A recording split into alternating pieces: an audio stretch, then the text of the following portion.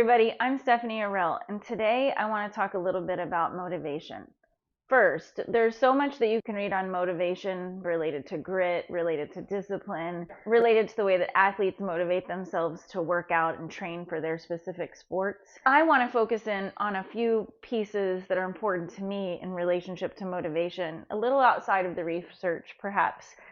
But ways that I motivate myself and things that I do or keep in mind in terms of sustaining motivation, which, by the way, is incredibly difficult. And I'll talk about that in one of my points today. Three things that I want to focus on in relationship to thinking about motivation are patterns that we develop, and that's related specifically to discipline. The difference between approach motivation and avoidance motivation. Avoidance motivation being the place where I want to key in on because of its relationship to our experiences when we feel fear, for instance, or experience a flight or fight mechanism. And then the third is joy, something I think is incredibly important to get access to, even in our imagination in relationship to motivating ourselves to attain a goal, for instance. So the first point is related to patterning and discipline. And discipline is something we probably, or everybody understands to some extent what that means. You get up at a certain time every morning, potentially. You do your homework, you go to your work. You do activities on a daily basis that sustain your life, for instance. Okay, we have discipline sort of down. Patterning, I think, is a way to think about discipline because of the way that it relates to our neurophysiology. If you do something consistently at the same time of day, or each week there's a certain day you do something, you get accustomed to that pattern and your body gets adjusted. It creates a sort of harmony in your existence. So I think that when we think about motivation, it's helpful to envision patterns that can actually provide us with a kind of stability in our physiology.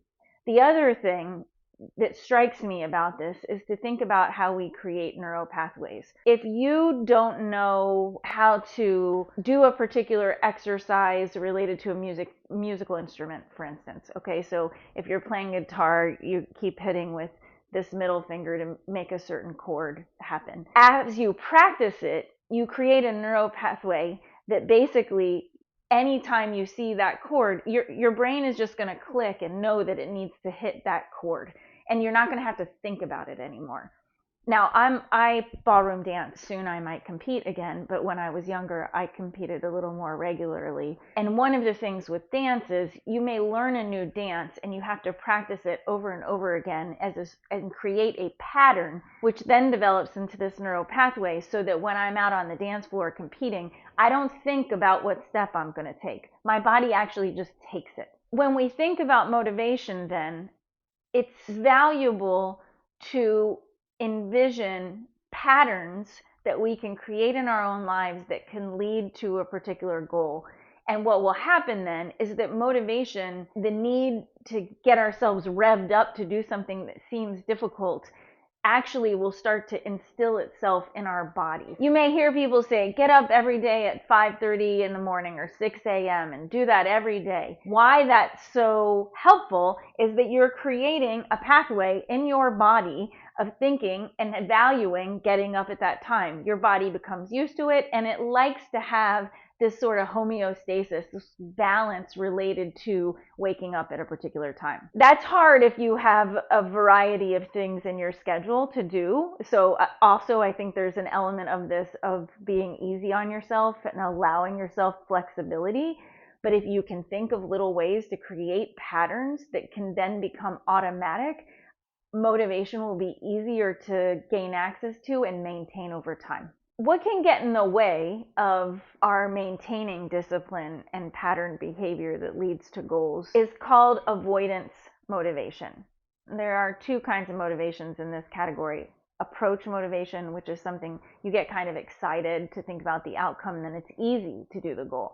How many of you out there have met somebody new and you want to look good for them, which makes going to the gym really easy? Because you want to look the best. So then you just go every morning, and like it's a period of excitement because you have an expectation that you're going to make that goal, and that goal is exciting. So then it's easy to go to the gym every day. Avoidance motivation is the opposite of that, and it's related intimately with our fight or flight freeze mechanism, which has its roots or tentacles in thinking about trauma theory. You don't necessarily have to have any kind of trauma history to experience avoidance motivation, but it's basically the idea that there's something fearful instead of exciting about a particular goal. Some people have a fear even of succeeding, and so they get in their own way in terms of motivation. What would be helpful then is to examine, what is that fear? I say this too because if there are ways in which you find yourself locked into a freeze mechanism, or not feeling like you can make a change to work towards a goal, or feeling unmotivated because you're experiencing this thing called avoidance motivation, that it's helpful to take a deeper look at what you're afraid of. So what is that thing that's kind of getting in the way or blocking the ability to move forward? That would be a freeze mechanism.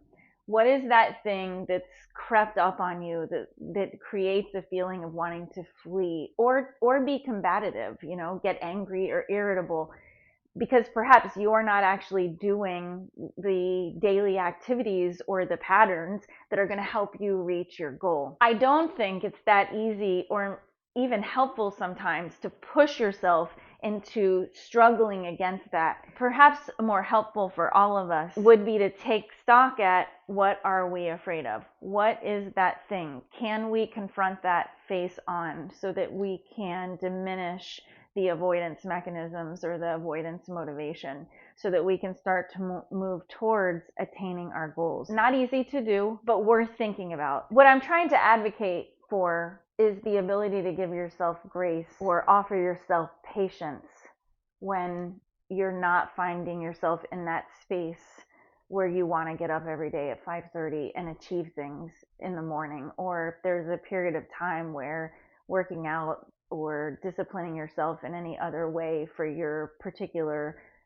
sport or profession or schoolwork, to understand there may be times where you need to do some self-care or self-nurturing in order to get back up to experiencing this feeling of excitement around a particular goal. What that patience looks like to me is not laying on the couch shrouded in blankets or dissociating from the world, but rather intellectually making a decision to be gentle on yourself in relationship to a particular goal, also with an intentional stop that includes the thinking about or meditating on what it looks like to feel excited about a particular goal. So not to leave it entirely, but to allow yourself and talk to yourself about relaxing into your body instead of pushing, but with the intent to do some restoration so that then you can start to feel excited about a particular goal. So the third thing I want to focus on related to motivation is thinking about joy. When I talk about joy and happiness, especially coming from my background of thinking quite a lot about trauma theory, I like to remind people, or to maybe commiserate, that sometimes it's difficult to get access to joy and happiness, especially when we're thinking about a goal that may at some times feel unattainable, or very far in the future, or scary. The steps that we have to take to get to that goal feel treacherous.